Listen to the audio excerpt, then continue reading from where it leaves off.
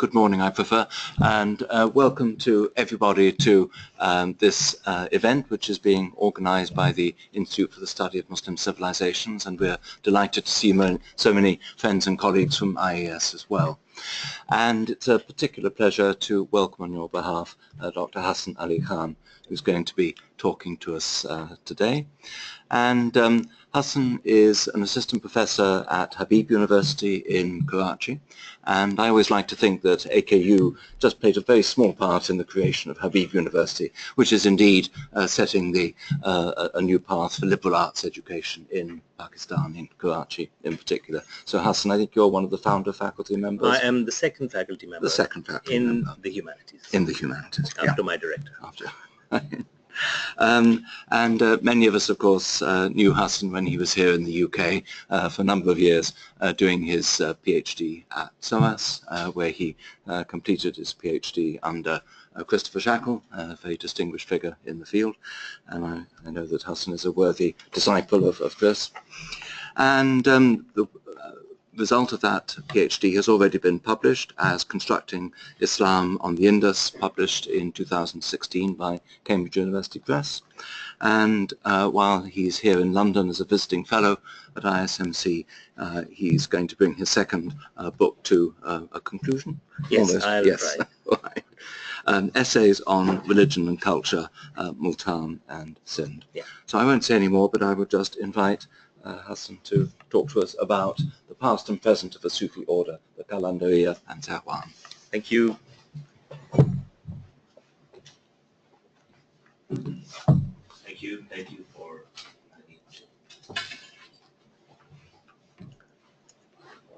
the original format of this presentation was going to be a talk by me and then the screening of a film that we made on this subject. But because of various technical issues due to Eid and crashing servers and the non-transferability of the film to me in time, I've made an extensive presentation with excerpts from the film embedded in, but as a part of the presentation, which I'll screen. And it's a little detailed. I hope not to exhaust people's patience, but since this is a postgraduate environment, I think it will be okay for me to present it like that.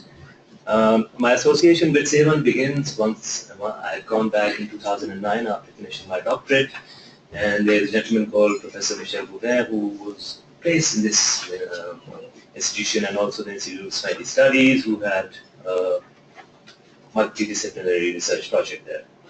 And this is the result of many, many years of association with this site.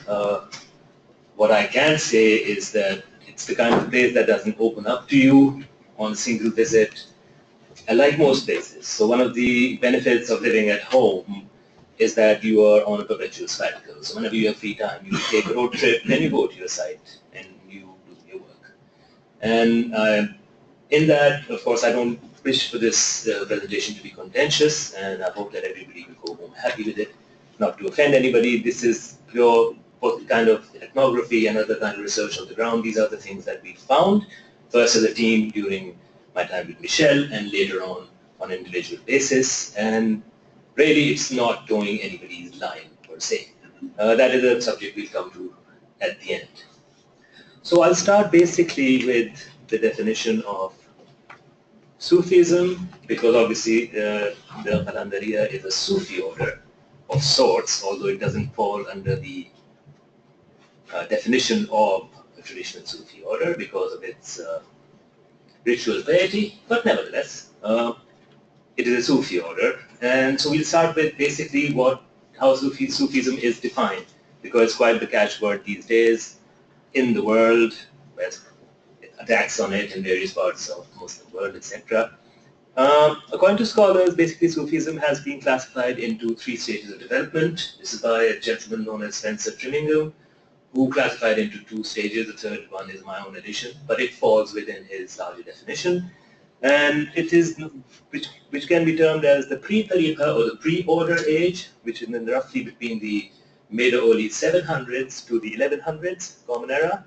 The Tariqa or the order age, where certain Sufi orders came out, so to speak. They were perhaps hiding or declared themselves as orders which were led by certain figureheads. And then finally, from 1100 to 1600, what you can call popular Sufism, which is when Sufi ethics and motifs became a part of popular culture in the Muslim world, from Senegal to Bengal and Indonesia, and where necessarily things somehow became outside of the realm of the order. So you can have a three-staged development to Sufism throughout the Muslim world. So in the pre-Tariqa stage, you have figures like Hasan al-Basri, you must have heard some of you, or Rabi al-Basri in the Shia tradition, Tahlul, etc., connected to Jafar al-Sadiq. And in the Tariqa stage, of course, you have people like Abdul Qadir Gilani and Ahmad Rifai and others. The Tariqa stage by most scholars is regarded as the most important stage because it really helped in the formulation of the identity of what Sufism is supposed to be, their secret practices, etc. And of course, the popular era or popular stage is classifiable in what you have Ahmed Obamba in Senegal, or Shah Abdul Latif and Bulleh Shah, etc. in the Indus Valley and elsewhere, and even of course non-Muslim figures from the Bhakti movement and associated movements. And what happened necessarily in the end bits of the popular era is that there was revival. There were revivals of different orders like the Chishtiya and the Nizamiya in British India, in Iran, the Nematullah, etc. Most of the Sufi orders went through some kind of revival, as did other religious communities due to the onset of modernity. Now, in this the context of our talk and the context of the Shīʿī connection, let's just say, to Sufism that are claimed by various groups in Islam, the Tariqa stage marks the most important stage because it is characterized by the end of rule in the Middle East and parts of South Asia by Shi'i dynasties like Buwayhids in Iraq and Iran, and the Fatimids in Egypt and the Levant, etc. And the establishment of new sultanates under the Seljuks and the Ghaznavids, and in Egypt under the Ayyubids.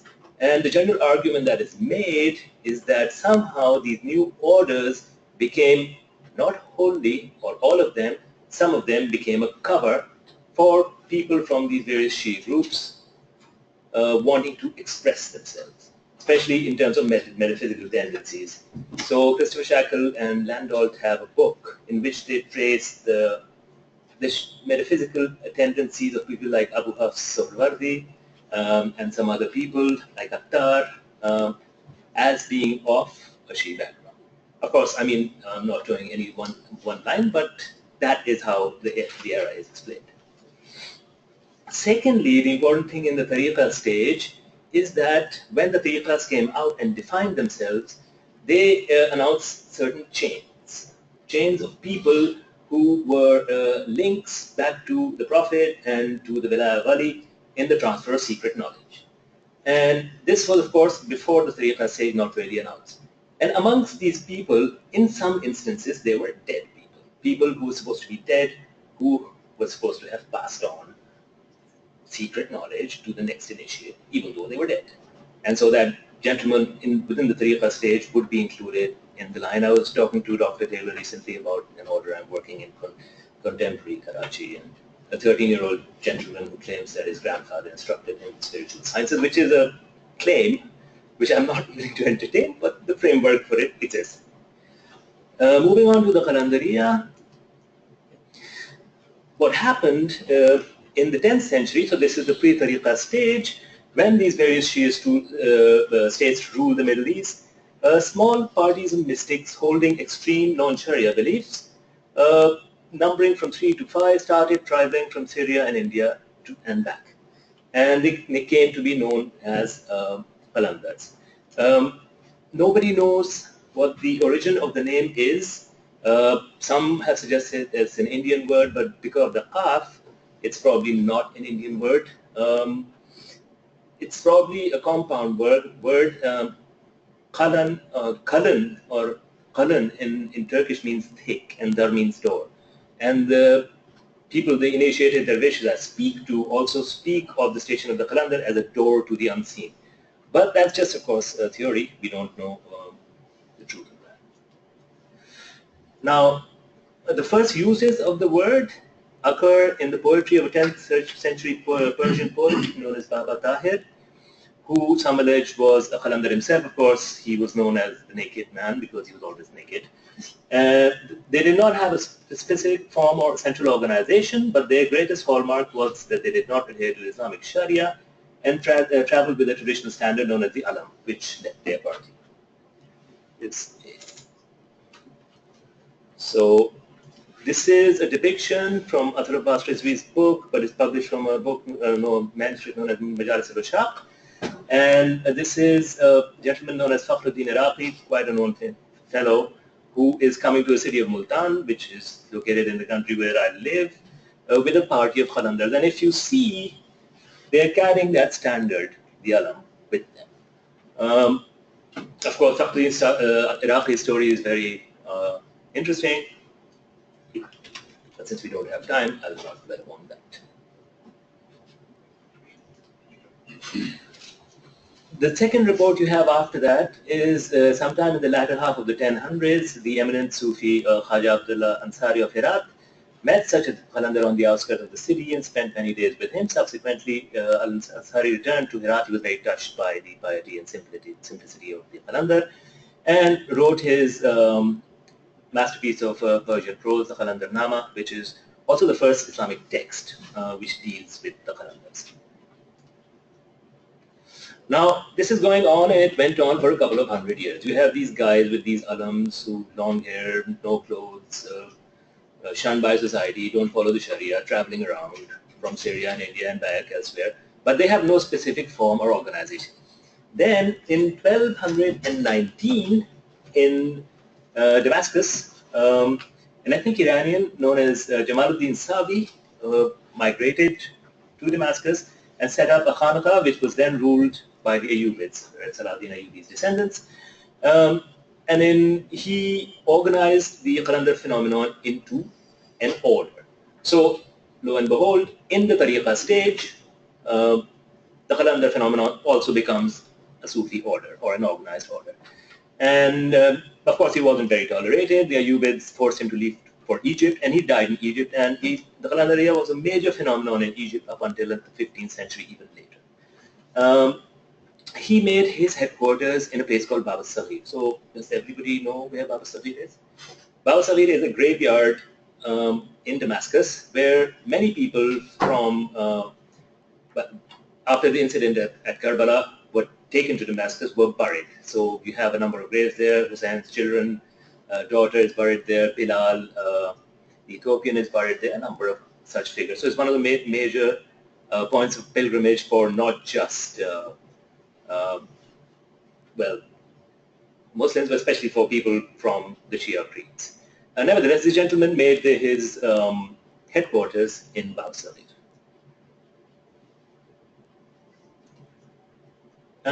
Now, for Shahbaz Qalandar, who has a lot of descriptions in the present day and age, many, of course, every group claims him back home and elsewhere. He belonged to the Qalāndariyya Sufi Order, which was organized by Jamaluddin Savi. He was a native of Marwan, which is today known as Maran. So if you take the Qatar Airlines flight, Airways flight to London, these days the flight will fly over Maran, and it will show you where Maran is in Azerbaijan. And he lived for the early part of his life with his spiritual mentor Ibrahim Mujarrad, which means celibate, in a Khanqah in Karbala. So obviously there was a Khanqah like the one at Bab al-Saghir, also present in Karbala, where the same kind of activity was going on, which is very different from the kind of activity you have there today. Now, a number of people who I know and certain others who claim, who have been to Karbala, actually know that Mujarrad's grave is still inside the shrine, and it's marked. So you can actually go and see it. So this is not just, how do you say, fantasy, it is actually a historical reality. So the Khanqah inside must have been very similar to the one in Damascus. And of course, my mentor in this, somehow, Michel Bouvin, claims that Savi actually initiated, in the evidence that he has come across, Shahbaz Qalandar himself under a pseudonym. So he may have been, he wasn't Ibrahim Mujarrad, but there was some kind of association. This was a part of the larger order. I'll just play briefly a bit of the film so you can get an idea of what the shrine and its culture is like, and then we'll go back to the presentation.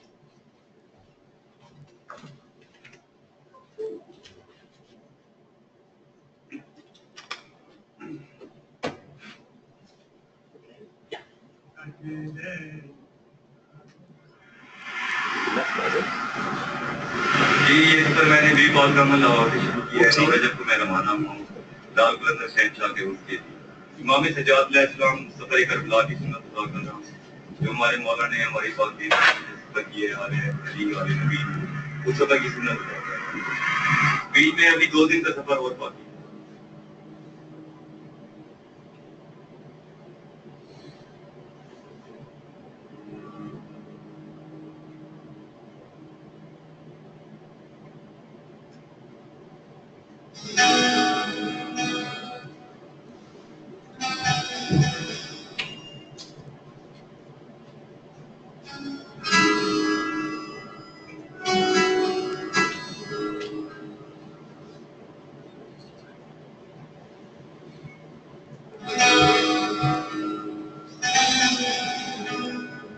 It is said that the spiritual boundary of Sehwan Sharif starts at the shrine of Naqi Shah Sadr, located 25 kilometers from Sehwan city.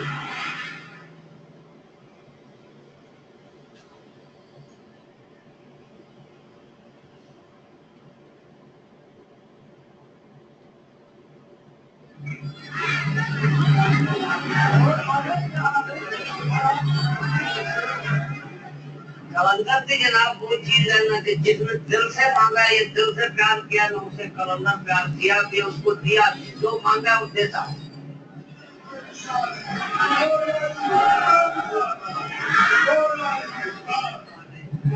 گرمی ادھر کی ہے نا 11 سے لے کے 3 بجے تک انسان کو انسان پیسے میں چھوڑتی نہیں پھر ہم ادھر ڈوبتے نہیں ہیں اب شکر سے ایسا ہے نا بولتے ہیں کہ ہمیں اتنی کی جگہ دے جس کا بیٹھ نہیں ہم نے کوئی کافی بنائی نہیں کوئی کوٹھی بنائی نہیں کوئی بنگلہ بنایا آپ جیسے صورتیں جو ہم پیار کرتی ہیں جو ہمیشہ لگ جاتا ہے اس کو بولتے ہیں آیا بھیا بنی نظر سے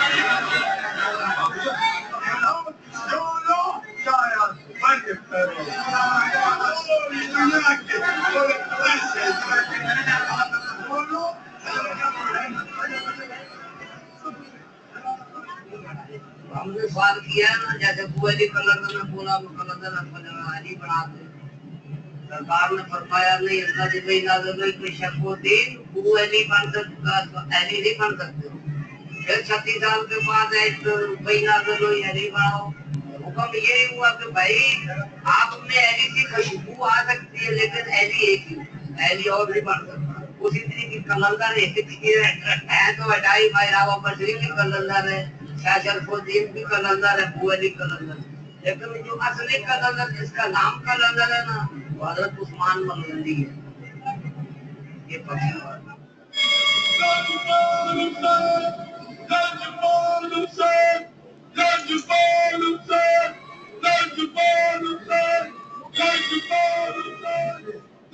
قلندر ایک وہ چیز ہے کہ جس کو سمندر پہ سلام کرتے ہیں قلندر بھی سلام کرتے ہیں ہمارا مرشد وہ مرشد ہے نا جہاں پہ فرشتے بھی آ کے سجو کرتے ہیں 1,24,000 نبی کی آمد ہوتی ہے پیدل پاک جہاں ہوگا تو وہاں نبی آئیں گے جائلی پاک ادھر ہوتے ہیں پوری کائنات کی فکر ادھر ہوتی ہے انڈیا پاکستان ادھر بھی ہے وہ جب شب میں آ جائے گی وہ میرے مولا کو سلوٹ کرنا ضرور ہے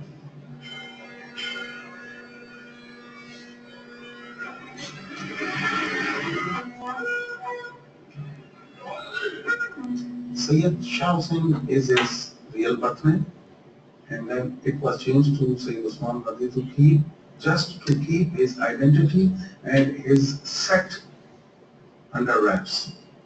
It is in Najaf Ashraf at the shrine of Hazrat Ali, where he got the title of Qalandar. And with this title, he was awarded a stone which he put around his neck as his necklace, which he always kept with him wherever he traveled. There is a legend that this stone was kept in the shrine of Hazrat Imam Ali in Najaf Ashraf. Imam Hussein's son was then captured and he was made to walk bare feet from Karbala. He was carrying this stone around his neck, which the Yazidi army had put around his neck. Such a huge event occurred, and you see in the whole world, nobody can claim that they have a physical sample of something from Karbala from that day. But we are fortunate that the nearest thing to Karbala, a physical present from Karbala, is with us in Seven Sharif. That is the stone which was put around the neck of Sayyid al-Sajjal Imam Zainul Abidin at the end of the Karbala siege.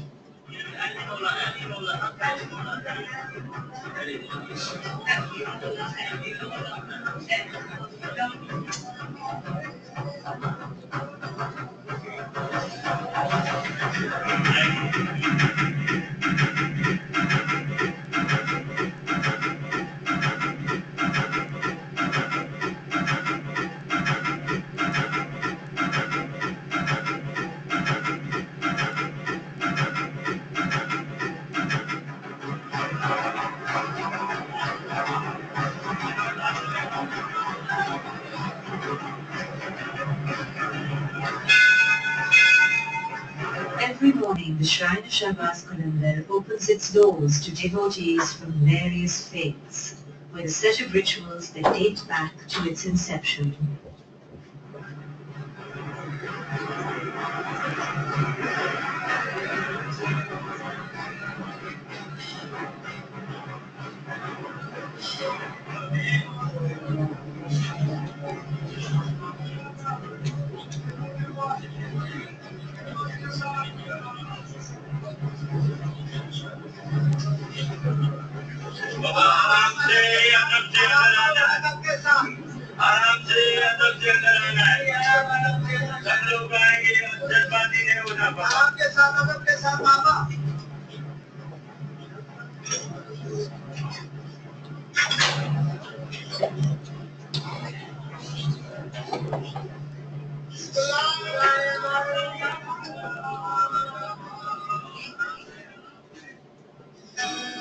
In 1975, the Shrine of Shahbaz Qalandar was given a golden door by the last Shah of Iran, Raza Shah Pahlavi, through the auspices of his friend, the former Pakistani Prime Minister, Zulfikar Ali Bhutto, in order to honor Shahbaz's Iranian roots.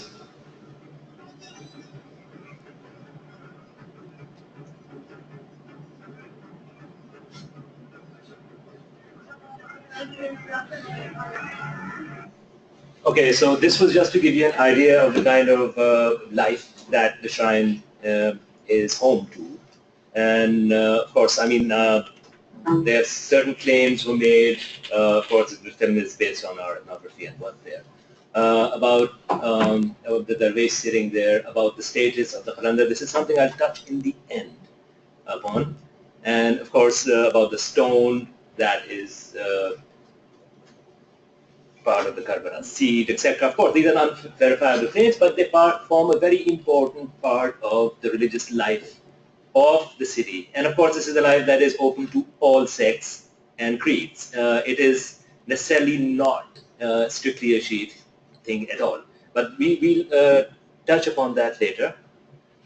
Okay, where am I now? Right, so that will... Now, on a brief mention of the Qalāndariyya and how widespread it was until the modern era when it stopped being widespread. Of course, the best accounts we have are from British colonial times because they actually went out to write about these things, but we had historical accounts too. So Trimmingham, who classifies Sufism into 3 categories, well, 2, the third one is mine, writes on medieval Sufi orders, states that there was a Qalāndariyya in Aleppo until the turn of the 19th century, that is the late 1800s. He also mentions on the authority of Abdiya Çelebi, 1682. Abdiya Çelebi is the guy, by the way, who wrote in the time of the Turkish Ottoman Sultan Murad IV. And Murad IV is the guy who launched the last siege of Vienna. And Abdiya Çelebi is also a guy who wrote on the commonality of Indo-European languages, that is Persian, to his travels in Europe, including parts of Germany or Austria. So he's a very well-established figure in early modern scholarship in the Middle East. There was an Indian Qalāndariyya in Istanbul at the time of his existence, and the first one had been established in the time of Mehmed II, that's Mehmed the Conqueror, who conquered Istanbul in 1453. And obviously, the biggest Qalāndariyya that we have, there's only 2 in the subcontinent. One is in Panipat, which is not nearly as large as the one in Sehwan. So this connection of Indian Qalāndariyya Khanqahs in Istanbul must have been connected to Sehwan historically. Of course, there's more evidence of this, but I'm not going to dwell upon that because I think I don't have very much time. Probably do. Okay. Now, another scholar, Brown, who's got a book called The Dervishes that my mother just bought for me many, many years ago, and I was consulted until recently, also gives a list of the taqiyas or the Sufi shrines of Istanbul, and it mentions something called Hindilar Taqiyasi, or the Indian taqiya. It is the refuge of all those wandering dervishes who from the distant time of Hindustan visit Istanbul, speaking about the reasons for their presence. The Qalandars travel by land or sea from India to visit the holy shrines of the Hijaz. Others go first to Basra to visit this. These are, of course, Brown's words. To visit the holy graves of Ali, Hussein, Abbas, etc., of the sons of the 4th Caliph. Some of them sit as night watchers in the bazaars of Baghdad and do not beg, turning up in Istanbul. He goes on to state that it is only after the aspiring mendicant has visited these shrines and gone on this journey and performed the devotionary exercises and turned up in Istanbul, I don't know why, that he becomes some kind of a Qalandar. So that's how widespread this phenomenon was. Of course, now with the creation of borders, etc., it's not that widespread.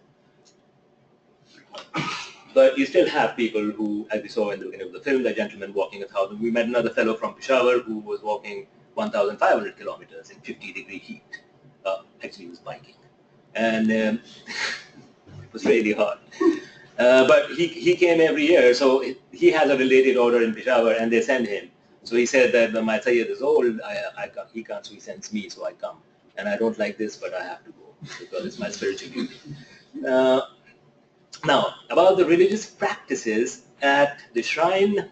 So the most important practice, of course, is, as some of you know, the Dhamal, which is some kind of a sama or ecstatic dance. In all of this, I would again assert that in no way is any kind of a sectarian line being towed here. It's just the spiritual environment and the celebrative attitude of the town is connected to the family of the Prophet. But it is something that is joined in by vast majority of people who are actually not Shia at all. So 80% of Sehwan is 80 to 85 are Hanafi Muslims. Only the Sayyids are Muslims, and a couple of clans are Sayyids are Shias, and a couple of clans are Shia. So, and before partition, 50% of the city was Hindu. And of course, Christians and Hindus go there also. So still, so it's not an environment which is like in our strict modern definition of a sect operative. Various scholars have tried to define this thing about the Dhamal, and Dr. if you at some point think I've talked too much, you must let me know, because there's I kind of okay. So Eugen Wasim Fremjan, who has worked on this, referencing another scholar, says the term is derived from the Persian dam, so he agrees with that. John T. Platts, however, claims that that Dhamal comes from tham, meaning the sound of stamping or jumping on the ground, and explains this term as jumping into or running through fire. According to other scholarship, it's derived from Sanskrit. It needs to be pointed out, this is the latter scholar, that the original name of Sehwan, the center of the contemporary Dhamal, situated in the southern province of Sindh, has been Siristan, and this is to say the place of Shiva, the Hindu god who is worshipped as the king of dance. Thus, Dhamal appears to have been a ritual or mystical union with Shiva performed by the Pashupatas, a Shaivite school of ascetics, which they have been later associated with Qalāndariyya. That is one definition that they give. However, if you speak to the initiated dervishes, and there is one sub-shrine where there is a large group of dervishes, according to them, who perform the Dhamal, this word is actually made up of two words, or it's a compound word. It's called dam, of the word dam and of hal. So dam being breath, dam, and hal being state. And it makes for the state of ecstasy that is reached through the dance itself.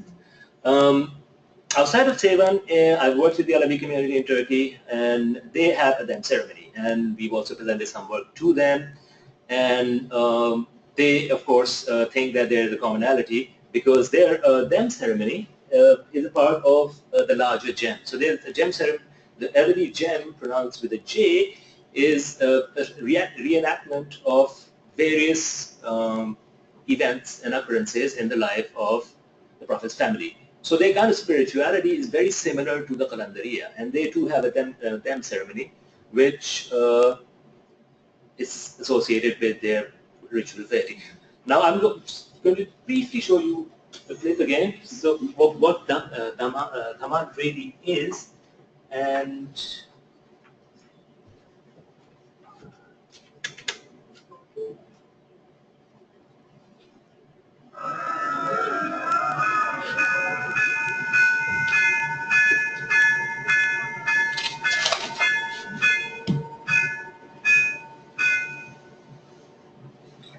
since last 7.5 centuries, the shrine is here, and there is a very famous ritual which is being performed daily evening, daily evening by sunset, which is called the Dhamal.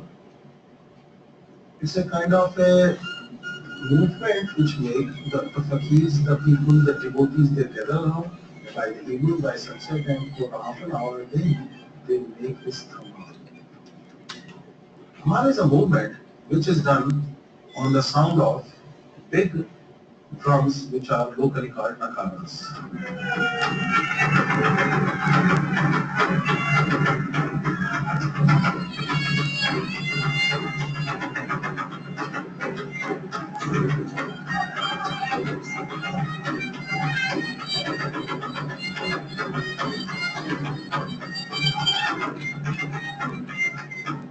Dhamal is maintained by the beating tempo of the nakaras. When I was young, I used to wonder what is Dhamal. So my father was alive, he was a Sajjata Nashidi then. So one day we were sitting and I asked him, hey, Baba, what is actually Dhamal? What's the concept behind it? So my father told me, his son, you go out so many times, you go to hunting to so many places, you go to the mountains, you go and stand on a sand dune, remove your shoes on a hot afternoon, and you stand on the hot sand, then what's going to happen to your feet? So I told him that my feet will start burning. So he asked me, okay, when your feet will burn, what will you do to avoid your feet being damaged? I said, I will raise one foot so that it may cool down, then put it back and raise the other, and I will keep on doing the same thing. This is how I will avoid my feet from being burned. So my father said, son, now go in the evening to the Dhamal and watch the old fakirs of the Dhamal, how they perform this Dhamal. They are doing the same thing, they are taking their feet up and down on the beat of the drums. They are celebrating and they are recreating the suffering of Hazrat Imam Zainul Abidin's bare feet on the hot sand. okay, and finally, I'll show you.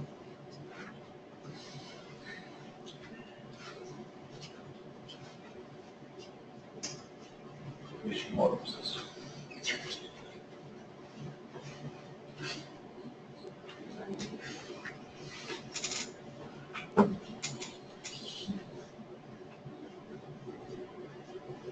I'll just show you a clip on the Dhamal.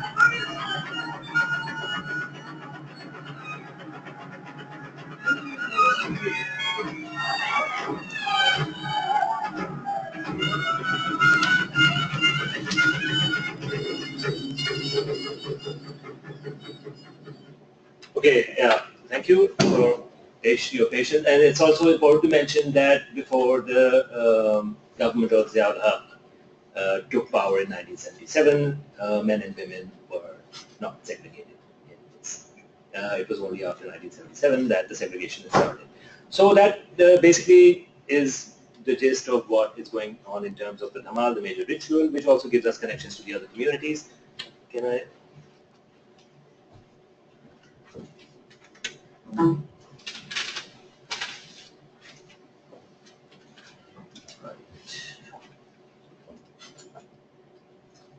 So basically the Dhamal is performed every day at sundown or the Maghrib prayer, and except for the first 10 days of Muharram. And in addition, on the 1st or the 21st or the 29th of the lunar month, a big performance takes place when the town's population doubles, and of course the death commemorations have huge amounts. That's now the other important aspect in the spiritual life of the city is Muharram, and this is what actually gives us the clue to its connectivity with the Ahl-I Hāqq of Iran and of the Alevi community. So it is only for 10 days in Muharram that the Dhamal is not performed at all. Instead, in these 10 days, certain ceremonies are enacted, which are all, of course, again symbolic in nature, and which, like the Dhamal, represent the various events that had taken place in Karbala. But they don't do it in the way that they are done today in Orthodox circles in the Twlever Shīʿī community. It's not 20 until the 8th of, well, 2 months and 8 days. It's only 10 days. And an important ceremony is kind of a flagellation. Of course, there's hardly, I mean, things are changing, but not so much. The place retained this culture. They beat their arms to represent the severed limbs of opposite hands, of course, to music. And there are other things that go on. It's very important. So the skin on the drums is ceremonially changed before Muharram, and then remain the same for, they're done so officially. And on the 11th, all of a sudden, all the mourning finishes and the festivities start again. And of course, to an Orthodox person, this is very strange, because an Orthodox Shīʿī person, this is very strange, because for them it's like, what are you doing?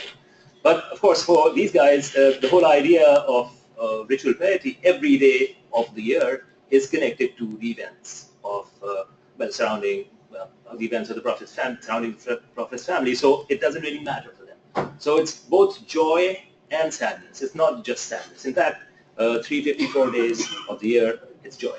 And then 10 days, it's sadness. Now, one relic that is claimed to be belonging to Zainul Abidin, we've already spoken about. The other relic is an alam that belonged to Shahbaz Qalandar himself, which is 800 years old. It's known as the Gajga, which is continuously tied to the sarcophagus and only brought out during the first 10 days, leads all the processions, and then given back to the shrine in a ceremony, which is very interesting, on the 10th of the Sham Ghariba night of the 10th, and is kept tied to the shrine for the rest of the year. And this, of course, goes back 800 years. These ceremonies were started back when this gentleman migrated to this part of the world, and it's perhaps probably the first ritualistic uses of the alam that we have in the Muslim world, more so than the state-patronized ceremonies of Safavid Iran in Iraq and later in India. Of course, there's a film component to this. I'm not going to touch upon that because I don't think we have time. Would you tell me the time? Maybe we sort of begin to wrap up. Right. Okay. Okay. Now, about the Qalandar himself and his life, not much is known except his poetry. And of course, you saw at the beginning of the presentation by the Darwish his claims of the Qalandar status and people you speak to as a very big personality in the spirit world. And the poetry, which is now scattered, is often reprinted, is in Farsi, gives a clue to what these people believed. There we have no malfuzat that we have for normal Sufis. We have no other kind of material except in some mention in other malfuzat from the Chishti and Suhrawardi, but really not. The Suhrawardi don't have that many either. So, right. This is some of his poetry. So I'll read it. It goes, Sargiroi tamam dirin danam. I am the head of all the rishis. Rahbare salikam arifanam, of all the people who know. Hadiye ashiqanam mastanam, of all the people who are the lovers. Kisagi kuche shiri yazdanam, but I am the dog of the street of Ali. Haidariyam Qalandar mastam, bandai Murtaza Ali Hastam. I am the Qalandar and I am the person of Ali. Then it goes on, Man andaram ki dar Bahr Jalalullah bud hastam. I am the one who was in the sea with Jalalullah is the title for Moses. I was there when Moses parted the Red Sea. Bikuhi tur ba Musa kalimullah bud hastam. I was there with Moses on Mount Sinai. This one I won't read because it's a little badly written. At the end, ba Ismail Payghambar ba Ibrahim bin Azar. I worked with Ishmael when he was being slaughtered, and with Abraham in various other capacities, including when he was cast in the fire. Daran waqt qurbani be qurbanga bud hasam. I was with Ismail, with him on the mountain. Now, there are some other couplets I haven't been able to get, my friend, and we have to verify because some of this poetry is supposed to be fake. Not this, but some other poetry. And there's also one couplet which talks about, I was with Muhammad on the night journey, and I was with Jesus on the cross. Now, what does this mean? This means that he's claiming to be something very, very big. In fact, he's claiming to be the Holy Spirit. Because you cannot be in all these places until you claim to be, until you are the Holy Spirit. The Holy Spirit being, which is in the Old Testament, you cannot have prophecy until you have the Holy Spirit descend upon you. Now, the only way you can explain this is this was a station that the Qalāndariyya aspired for as mendicants or as people of tariqah. And that it's what we call, for those of us who practice astrology, part of fortune. So part of fortune in astrology is when you're born, you have born with a natal chart. And that is the hand that God has dealt you. And you will look at that chart, and that is called your part of fortune. And you will read through the chart, and that's what you've been given in life, unless you can change it. So similarly, in the eschatology of the Qalāndariyya Sufi Order, this is his part of fortune. And this is the station that they're aspired to. Of course, this is what the hand that God has dealt to them. Of course, very offensive Orthodox people, but then again, that's how it goes. Now, the dervishes that I work with, of course, claim that they all talk to the spirit of the Ruhul Quds, that is the Qalāndariyya. Okay, now finally, similarity with the Alevi community and the Ahl-I Hāqq of Iran. Now, in a peripheral sense, this mention has been made in a book by the dervishes. It is edited by Rose, written by Brown. The author describes the Qalāndariyya in relevance to the other important Sufi orders. And he makes important observations that the Qalāndariyya had some relation with the Alevis and related groups. And speaking of a certain cap worn by Bektashi, so the Bektashis are connected to the Alevis. They call it the Shahbaz Qalāndari hat, which is made of 7 tarkas. Research with the Alevi community in Turkey and Ahl-I Hāqq scholars from Iran has shown that there are unparalleled similarities between the two groups, and they probably delineate some kind of a larger nexus of interaction between these communities before the Mongolian invasions destroyed them. And this has been commented by other people also, Asad Abbas Rizvi, a structural similarity between these orders and the Bektashia and the Qalāndariyya, etc. Michel Gouvain, who of course we know, discovered Shahbaz Qalandar's name and 2 of his lesser Sufis from Sehwan, who were his murids, Nihal Shahnuri and Doda Madhakhani, in the spiritual lineages of the Ahl-I Hāqq. And a recently published manuscript from a colleague I know actually claims that Shahbaz and his friend Surkhosh were one of the leaders of the Haqq. Now these guys used to go on extended trips in the summer when it's too hot, but apparently they were fomenting trouble and they went back to where they were from and they were interacting with these groups. Now the similarities, I'll just simply go through them very, very quickly. First, the timing of the Dhamal in Sehwan is 10 minutes to 15 minutes after sundown. In fact, they actually wait for the Shia prayer, the Jafri prayer, to happen, then they start the Dhamal. I have a few friends in the Alevi community, and I asked them what was the traditional timing for the Alevi Jam. And he said, in the old days, yeah, 10 minutes, 15 minutes after sundown, now we do it at any time, you know. So obviously there's something going on there. So it's somehow the obligatory practices are being replaced by the practice of the tariqah. Second, the mourning and rejoicing periods in the Qalāndariyya and the Alevis exactly the same. 365 or 354 days, well, 10 days less of celebration, 10 days of mourning, and the rest are celebration, and both the Alevis and the dervishes fast for those 10 days, and their Dhamal is not connected. Now, this is something that of course connects with Ismailism, the use of Ya Ali Madad and Maula Ali Madad as a greeting. This is very predominant, especially amongst the Ahl-I Hāqq. The Alevis don't use it. They might have lost it with the modern Turkish state, but it's a standard greeting for the Ahl-I Hāqq community. The concept of Lahut by the Alevis of Turkey. For them, Lahut is a place, a voice that is heard when you are making a spiritual retreat. And then, of course, there's a place called Lahut Lamakan, Balochistan, which is identified with the Qalāndariyya.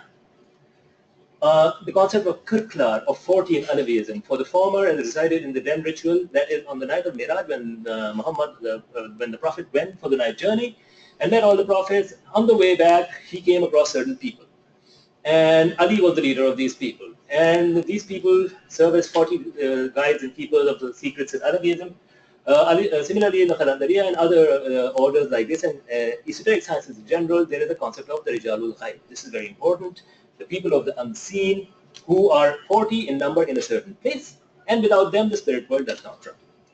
Now, the only other religion in which you have this idea of these unseen people running the spirit world is Hinduism, or as one of its sects, where they believe that there are 40 yogis, original yogis who never die, who encircle the earth and run the spirit world.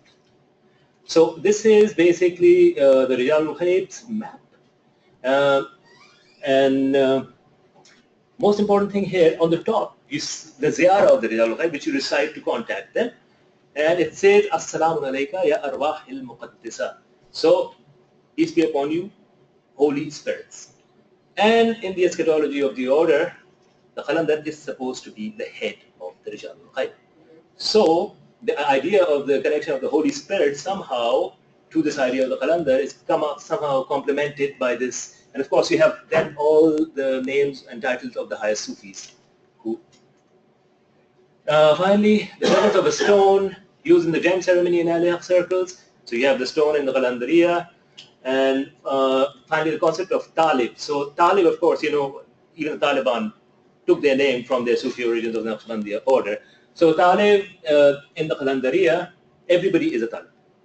And so a murid or disciple is called a Talib. An initiate is called a Talib. I've tried to find the use of the word in Sunni Sufi orders, or what are now Sunni Sufi orders. And in the Darkari order, I have found it, but has not found it, sorry. In that order, Talibs are those who visit gatherings but are not under the baya or the sheikh or have not been initiated. It can, however, in the Alevis and among the Qalāndariyya, a Talib is not just a follower who's uninitiated, but he is the initiate. And the idea is that basically the idea of giving oath in this kind of piety does not exist to anybody. So you must give oath to the Prophet's family, and everybody is basically a Talib. So the use of the word is different. And finally, the use of music among the three communities for mourning and rejoicing without their ritualistic piety simply cannot exist. This is a commonality that needs to be explored further. So what happens in Sehwan, basically on the happy days, what is played, the tunes that are played, at some point we can screen the film, are actually qasidas, or with, songs which venerate the Prophet's family. And basically on the 10 sad days, they are marthiyas. The tunes are basically like that. And it's somehow similar for the other two communities. So these are the 8 commonalities that we have discovered. Beyond that, I've opened the floor up for questions a little bit. I'll speak more, but I mean, really, it's tough. Thank you very much. Thank you.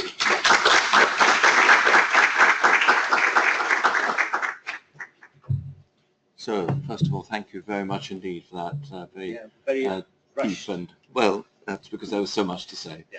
And it was, I hope we'll have the opportunity to see the film in full at some point. But it was, even the excerpts you were able to show were fascinating. Thank you. So I open the floor to questions.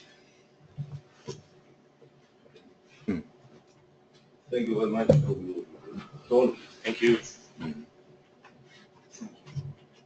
I'm from Madrid University, It's on. Complutense University, Spain. My question about this topic. If you think groups like Sufism have enough impact or influence in the Islamic society in general, the most of people in the Islamic world haven't enough information about Sufism. It meaning, what is the level of impact or influence or action and reaction between Sufism and the Islamic society? For example, how they perceiving what's happening now in the Islamic society, or the level of the relationship between these groups and another Islamic groups, political Islamic groups. What do you think about this question? Thank you. Okay, thank you. So basically when I started working in this city in 2009, the population of the town would literally double on Thursdays. But there were far less people, but it seems that as the extremist groups grow, there is a reaction. And of course, this is in the southern half of the country, which is more inclined towards Sufism. And basically, everybody participates at their own level of, knowledge. But there is mass participation. So now, within the last 8 years, I think the size of the ceremony has quadrupled, just as intolerance has grown. This has also grown. There is definitely, but of course that is never reported upon, but it is definitely around. So more and more people are also going the other way. I was talking to an Iranian colleague with the director there, and he said in Iran it's the same thing. I mean, a lot of people turn to Sufism. In fact, it's pretty big. So I mean, people are looking to other ways. About the information, I think it actually depends on where you are, and there is, like I said, people participate, but as you have participation, of course, knowledge of what is going on grows. A lot of people do it for fashion, school to do things. But to answer your question, yes, I mean, it is growing slowly on both sides. So you can't say it's under attack, it's fighting back in its own. Does that answer your question? Hi.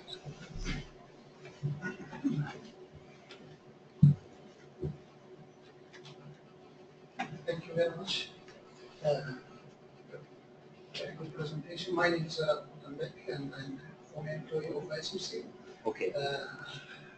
I would rather go again to the term of Qalāndariyya, and you know very well that the inclusion poetry, and this term is very popular, and it uses different connotations and meaning.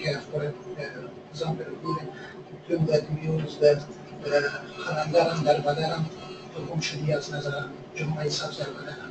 In this case, the term Qalāndariyya is used as the one who doesn't have a permanent living place and goes from one place to another. And the second line means that. I'm sure. Yeah, you got the meaning, yeah? Yeah, of course. And it also says that تقوم شديات نظرا, you disappear from my appearance, and I'm covering myself with a green garment. The color also. Yeah. But the meaning of Qalāndariyya here is basically the one who doesn't have it. Yes, absolutely. And the second, which is attributed to Jalaluddin Rumi, he says that Qalāndariyya chip ocean, Sarvish meter ocean, the Kastani house. Yeah, I am very well known as a Qalāndar, but I do not share my beer and my hair. Yeah. So, but I do not hurt one's heart. Here, that you can see that the physical appearance of Qalāndariyya. And the third one, which is even Dr. uses the term Qalāndariyya, those who are Ismaili missionary, particularly those who went to Badakhshan, since Ismaili history starts with this Qalāndariyya, who are Ismaili missionary. And I'm still confused with all this, how it applies specifically. Okay, so I can answer that question. So basically, I mean, I had to hurry to finish this. So if you do read Shah Ismail Safavi's poetry, the one in Turkish, he also talks about the same stuff. So I mean, there's obviously you have to make a distinction between the Qalāndariyya, the order, and of course the motif of the Qalandar, which I haven't talked upon, which became part of larger Sufism. So the term Qalandar was of course used by a lot of Sufis. And the idea, so I mean, Abdul Qadir Gilani is also called a Qalandar. In fact, for 25 years, he was in the desert, and then he came back with these remarkable powers, and then he started preaching. So, I mean, of course, it's probably a station, but within the Qalāndariyya Sufi order, which is a certain Sufi order with fixed beliefs, it means certain something. Now, Shah Ismail Safavi, his order, according to Muhammad Ali Sultani, who's a colleague, really there in Iran, who works on the Yaristan, or the Yaristan as they're called, the Ahl-I Hāqq people. According to him, the Safavi order was also in part, it was a conjunction of the Qalāndariyya and maybe the Haydari Faqih or something initially. And so one of my students actually dug up Shah Ismail's poetry, and he has the same couplets that are being used. So these couplets are probably in circulation within the Qalāndariyya Sufi order circles. Beyond that, of course, the motif of the Qalandar and what a Qalandar is, or if somebody can reach the station, was applied throughout Sufism. And of course, as Dr. Dhafri will know well, of course, the garb of the Sufi and the Qalandar was used by Ismaili missionaries. The last bit of the talk was going to be about this, but since we were out of time, I had to. Yeah. So I think here first and then. Yeah. It's okay. This is a methodological point because I don't know that much about Sufism and Sikh. And when you were talking about Damal, I'm working a lot on Guru Granth Sahib in the 16th century, and when I taught Modi Gross here, One of the problems with Sikh interpretation of Guru Granth Sahib is that someone will take a word and say it means this in Sanskrit, and then interpret the entire passage in a Sanskrit way, or say, no, it's Persian, and then interpret the entire passage on the basis of that meaning. When at least in Guru Granth Sahib, which is a 16th century text, so, you know... I didn't mention, touch upon that. But the thing is, it's very similar to what you were saying with Dharma, which could be Dharma, could be, you know, so on. And I don't know how syncretic Qalāndariyya is, but... It was very syncretic. Yeah, syncretic. Yeah, it's not very syncretic. Yes. Well, certainly Sikhism is right to be very syncretic, and I think you need to see that the polyglot, I mean, say if you take a passage in Guru Granth Sahib, you will find Arabic words next to Persian words, next to Sanskrit words, and so on. And this isn't just accidental. No. And it's a linguistic way of developing syncretic thought. And this is just simply, it's something I feel a loss in because I don't know the Sufi material, but I'm trying to see that I'm bringing bells to me with what I'm doing with Guru Granth Sahib. Beyond the fact that evidently Sufism of various kinds, at least Indic Sufism, comes in somehow into Sikhism. I think people have now rejected Islamic influence on Sikhism for complicated ideological reasons, but I think there's undoubtedly some influence of Sufism. No, absolutely not a bit, a lot. So, I mean, basically, I didn't talk about, they call it Thumal, no? Yeah. Thumal is a Sikh thing. Yeah. And of course, I mean, the Hindu books. Habib, the way you're using Dalek is really what a Sikh Really is. Well, Sikh means a learner. All right, okay. So every Sikh is, should be Sikh. You just say, I say Sikh because it is hearing it, but it should be Sikh. Yeah, sure, absolutely. Just if you say Sikh in English, it sounds peculiar. But the point is that every Sikh is a learner. So it comes from the verb to learn. No, I mean, so every Sikh is a learner, and in a sense that Tani, it's a similar concept, I think, but I'm not sure because I don't know the material. It's very easy to make a sort of quick comparison in a facile way, but that's okay. Wonderful. No, I actually didn't because of the lack of time. I didn't actually talk about that and some other things. I mean, I wish, actually I've never in my life done such a long presentation. It's usually 20 minutes. And I'm always at a press for time. Just one tiny Just quick, yeah. Okay, because obviously it's in Punjabi as well, and so I need to read it. But the relationship between Buddhist Shah's language and Guru Granth Sahib language is very interesting because you use Shabbat and then you begin to understand what Shabbat means in the Guru Granth Sahib. One of the problems with the work on Sikhism is that frequently it's become Anglicanized and people actually think of the word as logos in Christian sense when Shabbat doesn't mean the same thing. Just things like that. Okay. Question next. Yeah. Thank you. Thank you very much for very good. I'm Farnas from Silk Cities and UCL. I'm not an expert in Sufism, just to start with. I just wanted to make a comment that calendar, you said, claimed to be big, to be the Holy Spirit. Yes, but and I believe that there were more Sufis. For example, Maulana, Rumi, claimed to become the Holy Spirit. Yes, they are not born as to be the Holy Spirit. They become, they join the Holy Spirit. No, but also Ibn Arabi has a passage somewhere. So basically the idea, I didn't touch upon that, the idea of prophecy, of imamate for the Shia sect, and the idea of wilaya, basically, of being a waliullah, doesn't happen without the Holy Spirit. So obviously it has, I think in the hierarchy, it depends how much of it becomes a part of you. But you can't, I mean, this is basically a very clear metaphysical superstructure wherein you can reach spiritual pride and proficiency. And depending on how much or part of the Holy Spirit you receive, your spiritual faculties are as developed. It kind of works like that. So, I mean, I'm completely in consonance with you, yes. But in the Qalāndariyya, they actually believe that he was the Holy Spirit, you see, or he believes. Yes, anybody else? Okay. at the back, and then, yeah. Or behind, and then we'll come to you. Yeah. Hi, this is Hussain Jasani. I am a student of Quranic studies, and all students of Quranic studies face this struggle.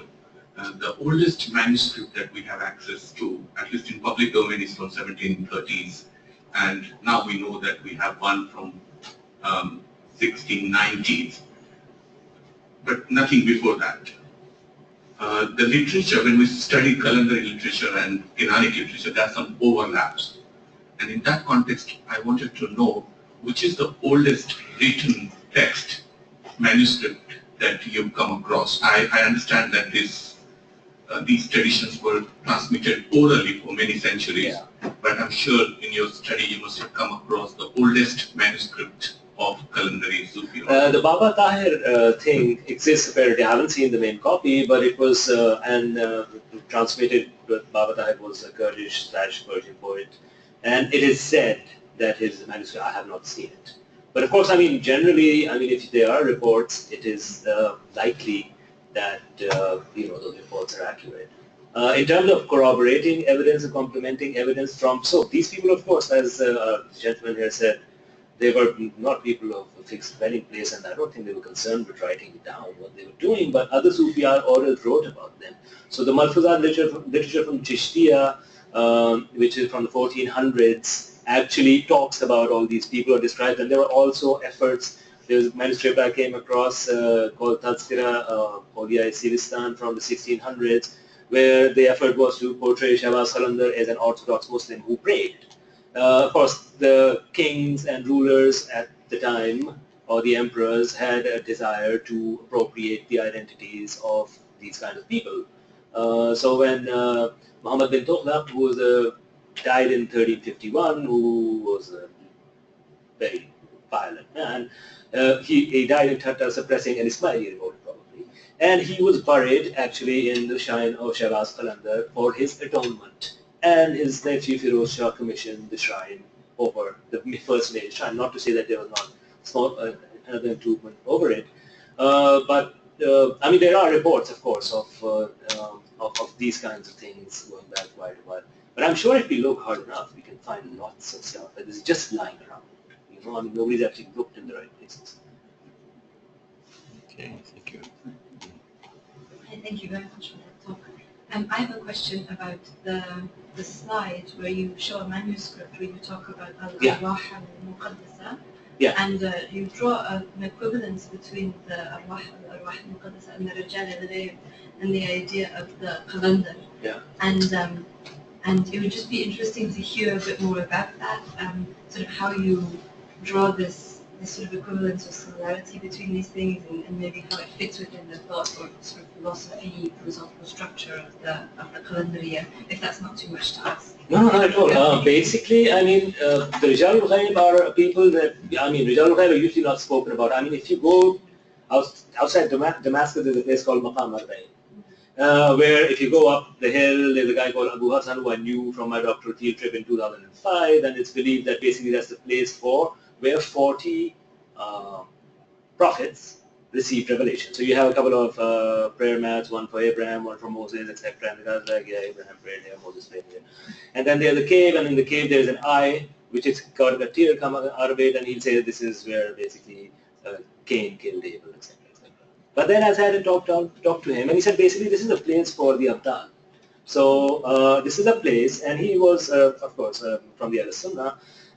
We talked for a long time, some broken Arabic on my part, some broken English on his part, but we made some sense. And he said this is a place for the Abdal, and basically in the evening, after I pray, actually people turn up here in white clothes out of the blue, come and visit the place, pray, hang around, and go. And actually he said that the general belief that this place is a place for prophets is not true. So, I mean, of course, I mean, in terms of if you put this idea to a normal Orthodox person or some religious studies person, they'll throw it out the door, or they'll say, look, this is too much. But within you know, this kind of work, dealing with a community which has these beliefs, it makes sense because, I mean, you talk to a number of people. Of course, I mean, this kind of approach to scholarship has not been taken before. But it does have a resonance with what these people actually believe. So it's worth studying. I mean, there's no way to prove it. I mean, there's no unit of measure. I can't prove to you that the Qalandar is the Rural Quds. But oh, no, I know it's not so much proving the necessity of studying it. I'm totally on board with that. It's more just the actual philosophical mechanism or kind of belief or thought by which those links become linked, I guess, in the medical practice. I think more work needs to be done on it. So, I mean, the problem with philosophy generally is basically today philosopher may read Ibn Sina. We have a lot of philosophers basically at where we are based. We have Department of Comparative Liberal Studies. We administer the core. We read Islamic philosophy with the undergrads. And the problem with that is that basically most scholars in the modern tradition simply see Islamic scholars as scholars, philosophers as philosophers. They don't see the spiritual aspect of their lives or their philosophy. I mean, if you read Ibn Sina, it's actually, he talks about, and the other guys, he talks about meditative space, and that is actually a spiritually meditative space. Because he talks about, you know, I mean, put two and two together, angel of the resurrection. Okay, now an angel of the resurrection and the time of the angel, etc., this cannot be reached without clear fluency and proficiency in spiritual sciences and the practice of those sciences, which includes the calls of the angels. So, I mean, the problem generally is that modern philosophy just doesn't take that into account. So, I mean, rereading is necessary, but it will be a very big project. So I hope that answers your question. I'm sure it can be done, but it will take some time and put some heads together. Okay, Adam. Quick word about the documentary. Is it the project in process, or what is the overall, how many hours already filmed, and are you doing a serial or in parts, and what's the overall time? Well, we've been doing this. We put our own money in it. We were doing it with some friends. We've been doing it for 2 or 3 years. Whenever we have time, we take a road trip and we go and film. It's been through many versions, and it's continuously being updated, and hopefully it will be, I mean, I've got the last version, but it still has to be color graded, and somebody has to do noise reduction, and the person who's the expert back home is just going to Shanghai, so he said I can't do it, so we'll have to wait. So it should be work in progress with it's nearly finished. It's nearly finished, but it's just not broadcast quality. It is, but I can't submit it to a festival. Yes, Marina? Hi, Hassan. I just wanted to ask you what kind of circulation you envisage for the documentary? I don't. No, I mean in the sense that it would be good to make it available. So. Sure, absolutely. Yeah. I mean, once it's out, I'll make it available, sure. I mean, I have a number of other people who put their sweat and blood into it for no money, gratis for the Qalandar. So, I mean, when it's done, I'll definitely let you know. Thank you. Any other questions? We'll come to the front. Sorry, about the film. Do you address the outdoors? You know, the relationship between, do they have any public activity in cities, or whatever they do is indoors? No, it's in the shrine. You have the performance of the dances, etc., and the various rituals, and what they generally believe. It's like that. But not. It doesn't. It does show a little bit of the city, but it doesn't show city life. Very quick point about the philosophy that came up. I am actually a philosopher, but a Western trained one who's also a Sikh. And my work at the moment is a little complicated because evidently there's a post-colonial problem of the fact that Indian or Indic philosophy is looked at as Western philosophy. In other words, there's a split between religion and materialist philosophy, which happened in the West. And I mean, there's a whole problem with that. And one of my feelings, at least in treating Sikhism as a philosophy, is that you may have a philosophy that's adapted to Western division between secular and religious, and you can only recover the thought process via the physicality of, say, Sikh worship or something like that, or music, which then has a metaphysical dimension that belongs. I'm not explaining that very well, because I don't want to spend, people want to go, but it is a complicated problem. Yeah, no, it's the same with. That's what I think is possible. I mean, one colleague who's a philosopher, studies Islamic philosophy, classifies Islamic philosophy as Western philosophy, as a part of the Western philosophical tradition. So, I mean, it comes across the same problem. Do we have any more questions either online from people in the webinar, or has anybody got any last thoughts, or whether about the specificities of Sehwan or the comparisons with the Alevi, which I think are fascinating, and I hope we will be able to explore them. Yes, we actually plan a sequel to the film, which will be done with scholars, which most of it we have shot, and which will actually deal with these issues. And I also want to speak about the connection with Ismailism and what's really, but there was no time, maybe next time. No, next time. Next time. Thank you so much. Okay, well, thank you very much. And of